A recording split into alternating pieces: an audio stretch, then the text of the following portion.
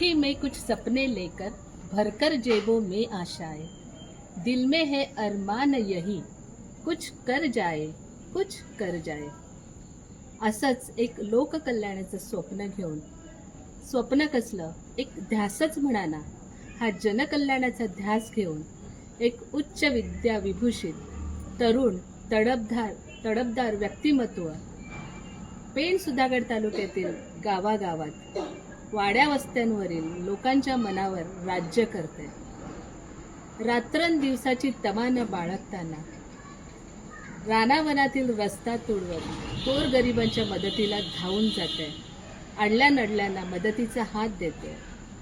कित्येक आया बहिणींच्या संकटांमध्ये खंबीरपणे उभा राहून तो त्यांचाच वाटतोय. इतकंच काय तर जनतेला तो त्यांच्यातलाच त्यांचा हक्काचा माणूस वाटतोय.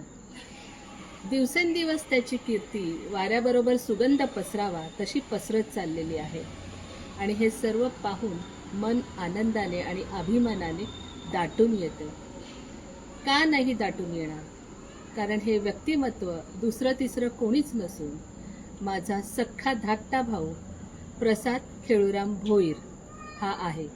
आणि आपल्या सगळ्यांचाच म्हणजे सगळ्या जनतेचा लाडका प्रसाद दादा. म्हणतात ना, मुलाचे पाय हे पाळण्यातच दिसतात. अगदी लहानपणापासून आमचा हा भाऊ कमालीचा हुशार, महत्वाकांक्षी, चळवळ्या धडपड्या, एखादी गोष्ट मनात धरली तर ती पूर्ण करण्यासाठी झटणारा, मग त्या गोष्टीपासून त्याला कोणीही परावृत्त करू शकत नाही. ती गोष्ट पूर्ण केल्याशिवाय तो शांत बसत नाही. एका सामान्य कुटुंबात जन्मलेला हा आमचा भाऊ माझ्या आई वडिलांच्या उत्तम संस्कारात मोठा झालेला आणि असामान्य कर्तृत्व गाजवण्याची क्षमता असलेला प्रसाद आज एक वेगळं स्वप्न घेऊन, एक वेगळा विचार घेऊन संपूर्ण जनतेसमोर येत आहे. आणि एक मोठी बहीण म्हणून मला त्याचा सार्थ अभिमान आहे. आमचा प्रसाद हा आमच्या घरामध्ये सगळ्यात धाकटा, म्हणून आम्हा सगळ्या कुटुंबियांचा तो लाडका आहेच. पण शाळेमध्ये तो सगळ्या शिक्षकांचा सुद्धा तितकाच लाडका असायचा. कमालीचा हुशार असल्यामुळे सतत त्याचा पहिला नंबर अभ्यासात तर असायचाच, पण इतर अनेक स्पर्धांमध्ये म्हणजे क्रीडा स्पर्धा असू दे, निबंध स्पर्धा असू दे, वक्तृत्व स्पर्धा असू दे, प्रश्नमंजुषा असू दे, याने आपला पहिला नंबर कधीही सोडला नाही. लहानपणापासूनच आमच्या आईने आमच्यावर खूप मेहनत घेतली आहे, स्पेशली अभ्यासाच्या बाबतीत. आणि प्रसादवरही तिचा तितकाच कटाक्ष असायचा. आणि तिची मेहनत आणि प्रसादची कमालीची हुशारी यामुळे त्याला 4थी आणि 7वीत ह्या दोन्हीही स्कॉलरशिपमध्ये तो दोन्हीही वेळा रायगड जिल्ह्यामध्ये सर्वात प्रथम आला होता. पुढे जाऊनही त्याची प्रगती अशीच चालू राहिली.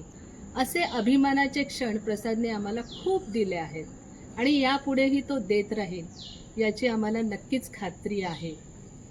प्रसादसारख्या हुशार आणि असामान्य कर्तृत्व असलेल्या व्यक्तीने बिझनेसमध्ये काहीतरी करावं अशी आमची सगळ्यांची इच्छा होती. कारण राजकारण हे आमचं प्रांत नाही असं आम्हाला नेहमीच वाटत असतं. सांगायचं तात्पर्य असं की ही वरकरणी निर्भीड किंवा बिनधास्त वाटणारा आमचा हा भाऊ मनाने खूप हळवा आहे. आणि म्हणूनच आम्हा सगळ्या बहिणींना, आईला, आमच्या सगळ्या कुटुंबियांना वाटत होतं की प्रसादसारख्या हळव्या माणसाने या जे देशभरात चाललेलं जे घाणेरड्या पद्धतीचं राजकारण आहे त्या क्षेत्रात उतरू नये. कारण त्याच्यासारख्या शुद्ध, साध्या विचारसरणीच्या किंवा निर्मळ मनाच्या माणसाचं राजकारणात निभाव लागू शकणार नाही अशी आमची सगळ्यांची प्रामाणिक मत होतं. पण प्रसादचा विचार हा नेहमी जगावेगळा आणि दूरदृष्टिकोनातून केलेला असतो. तो नेहमीच म्हणतो की जर असाच सगळ्यांनी विचार केला तर मग स्वच्छ मनाची किंवा स्वच्छ निर्मळ मनाची लोक राजकारणात कधी येतील? शिक्षणाचा उपयोग कधी होईल? जर आपल्याला समाज परिवर्तन हवं असेल, आपल्याला चांगलं सरकार हवं असेल तर उच्च विद्या विभूषित आणि चांगला विचार करणाऱ्या लोकांनी राजकारणात येणं गरजेचं आहे. नक्कीच त्याचा हा विचार दूरदृष्टीचा आहे, योग्य आहे आणि बुद्धीला पटणाराही आहे. पण एक मोठी बहीण म्हणून मला नेहमीच त्याची काळजी वाटते. कारण त्याला छक्के पंजे येत नाहीत.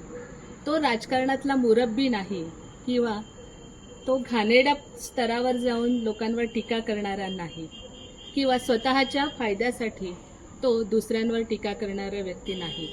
तो त्याच्या कार्याने, त्याच्या कर्तृत्वाने समाजामध्ये नावारूपाला आलेला व्यक्तिमत्व आहे. खरंच काळाची गरज आहे की आजकाल उच्च शिक्षित किंवा उच्च विद्याविभूषित आणि चांगल्या विचारांच्या व्यक्तीने राजकारणात येऊन एक चांगलं सरकार बनवणं आणि देशाच्या पर्यायाने देशाच्या कल्याणासाठी काम करणं गरजेचं आहे. आणि तोच विचार घेऊन हा आमचा भाऊ आज या क्षेत्रामध्ये समाजकारण करता करता राजकारणात उतरलेला आहे.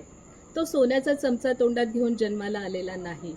त्याने स्वकष्टाने रात्रंदिवस मेहनत करून स्वतःच्या बिझनेसमधून मिळवलेला जो पैसा आहे किंवा जे आर्थिक भरभराट झालेली आहे त्याचा समाजासाठी उपयोग करण्यासाठी, गोरगरिबांना त्याचा उपयोग करण्यासाठी त्याचं तो पैसा तो वापरत असतो.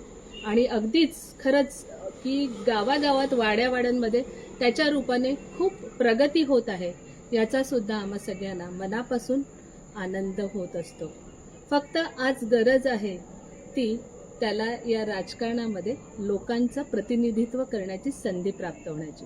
कारण ती संधी जर प्राप्त झाली तर तो अधिक सक्षमपणे लोकांच्या समस्या दूर करू शकेल किंवा लोकांच्या समस्या एका मोठ्या व्यासपीठापर्यंत नेऊ शकेल.